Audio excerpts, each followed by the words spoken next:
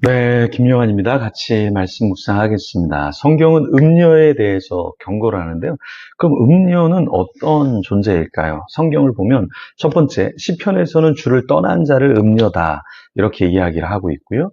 두 번째, 잠언은 음녀를 음탕한 여인으로 가산을 탕진하는 그런 자로 이야기를 합니다. 세 번째, 선지서에서 음녀는 하나님을 배반하고 우상과 짝하여 사는 이스라엘을 나타낼 때 주로 사용되었습니다.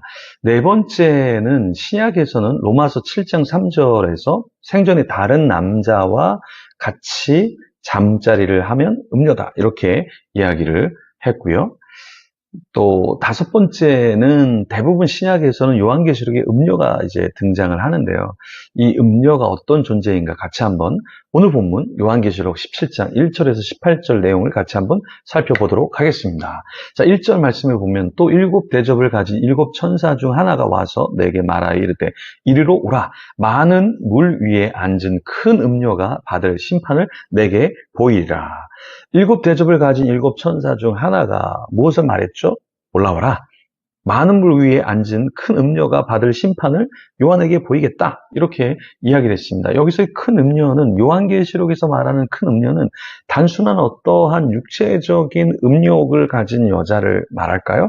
그렇지 않습니다. 요한계시록에서는 이 음녀는 바벨론을 가리킨다. 이 바벨론은 단순한 어떤 바벨론이라는 그 지역, 나라를 의미하는 것이 아니라 여기서 말하는 음녀는 하나님을 대항한 존재를 말하는 거죠. 신학자들은 크게 세 가지로 이야기합니다. 첫 번째, 로마를 가리킨다. 이렇게 말하는 신학자들이 있고요. 예루살렘 성을 가리킨다. 이렇게 말하는 사람도 있고요. 세 번째는 하나님을 대적하며 우상 숭배를 하는 권력. 이것을 바벨론 나라라 이렇게 본다라는 것이죠. 그래서 우리는 세 번째 하나님을 대적한 나라 그런 존재를 바벨론이다 이렇게 볼 수 있다라는 거예요. 그럼 그 큰 음녀 바벨론이 누구와 함께했냐? 2절에 보면 땅의 임금들 큰 음료와 행음을 했다라는 거예요. 땅에 사는 자들도 그 음행의 포도주에 취했다라는 겁니다. 그래서 우리가 술 취하지 말라, 또 음욕에 취하지 말라, 또 우상에 취하지 말라. 왜요? 그렇게 취하게 되면 하나님을 잊고 살아가기 때문에 그렇다라는 거죠. 우리는 무엇에 취해 있을까요? 우리가 하나님의 말씀에 취해 있어야 하는데요. 기도에 찬양에 취해 있어야 되는데 우리는 세상 것에 너무 많이 취해 있다라는 거예요. 그래서 이 중독과 우울과 상처에 취해서 사는 사람도 있고 우리 자신을 좀 돌아봐야 합니다. 나는 무엇에 취해서 살아가고 있는가? 정말 주님이 주신 비전, 열정 거기에 취해서 살고 있는가? 그렇지 않으면 나의 편의, 나의 쾌락, 나의 유익 이것을 위해서 우리가 취해서 살고 있지는 않는가? 우리 자신을 좀 점검해 보면 좋겠습니다. 성령님이 요한을 데리고 광야로 갔을 때 이제 3절에 보면 무엇을 보게 되냐면요.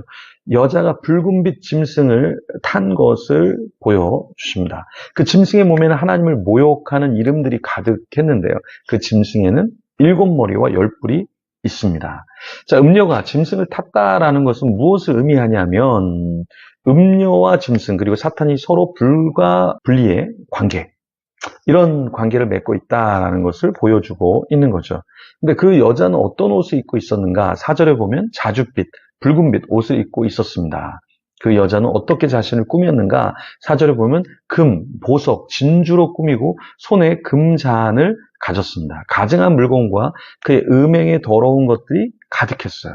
자, 하나님이 보실 때 금이 많으면, 보석이 많으면, 진주가 많으면 어떤 금잔, 가증한 물건, 많은 물건이 있으면 하나님 보실 때, 야, 너네 대단하다. 하나님 이렇게 보실까요? 하나님께서 그렇게 보시지 않는다라는 거예요. 근데 그 정체성, 그 존재를 보니까 그 이마에 무엇이라고 기록되어 있는가? 5절에 보면 큰 바벨론, 땅의 음료들과 가증한 것들의 어미라고 적혀 있다라는 것입니다. 하나님이 우리를 보실 때 경건한 자, 하나님의 아들, 하나님의 딸 이렇게 적혀 있다면 얼마나 좋을까요? 땅의 음료, 땅에 가증한 것의 어미, 아비 이렇게 기록되어 있다면 너무나 끔찍하겠죠.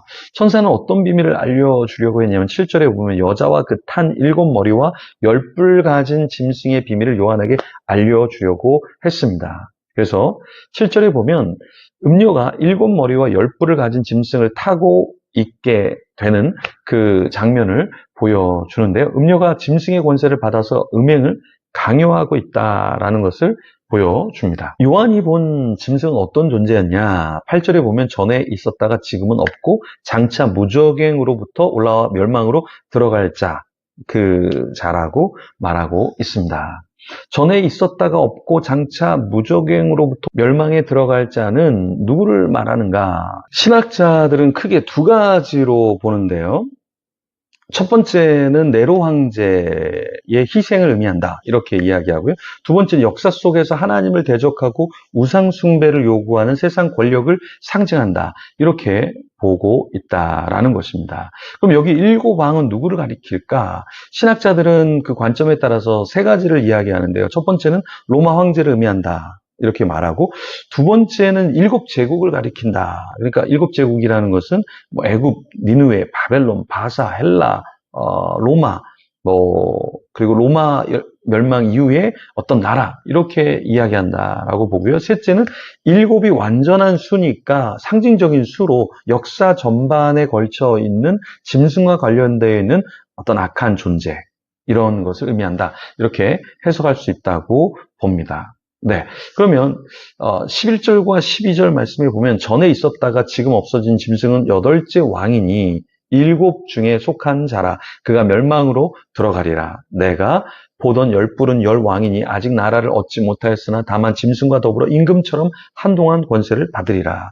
전에 있었다가 지금 없어진 짐승은 어떤 존재일까요? 8째 왕이라고 했는데 이 8째 왕은 일곱 중에 속한 자로 그 왕은 멸망으로 들어간다. 이렇게 말하고 있습니다. 열뿔은 어떤 존재이냐, 어떤 특징이 있느냐라고 했을 때 열뿔은 열 왕, 아직 나라를 얻지 못했다. 이렇게 말하고 있고요. 다만 짐승과 더불어 임금처럼 한동안 권세를 받게 된다라고 말하고 있습니다. 열 왕인 열뿔은 자신의 능력과 권세를 누구에게 준다라고 말하느냐 하면 13절에 짐승에게 준다라고 말하고 있습니다. 어린 양과 싸우는 열뿔은 결국에 어떻게 될까요? 어린 양이 그들을 이기고 그들은 파멸된다라는 것이죠. 우리가 하나님 앞에서 하나님을 저주하는 사람들도 있고요. 비방하는 사람들도 있고요. 조롱하는 사람들도 있습니다. 그런데 그 끝은 어떻게 되는가? 어린 양이 결국에 이긴다라는 것이죠. 그래서 우리가 이 세상에서 신앙생활 할 때 쉽지 않습니다, 여러분. 그죠? 세상을 거슬러서 산다라는 건 쉽지 않습니다. 그런데 우리가 어떻게 이겨낼 수 있을까요? 마침내 주님이 승리하시고 우리를 승리케 하신다.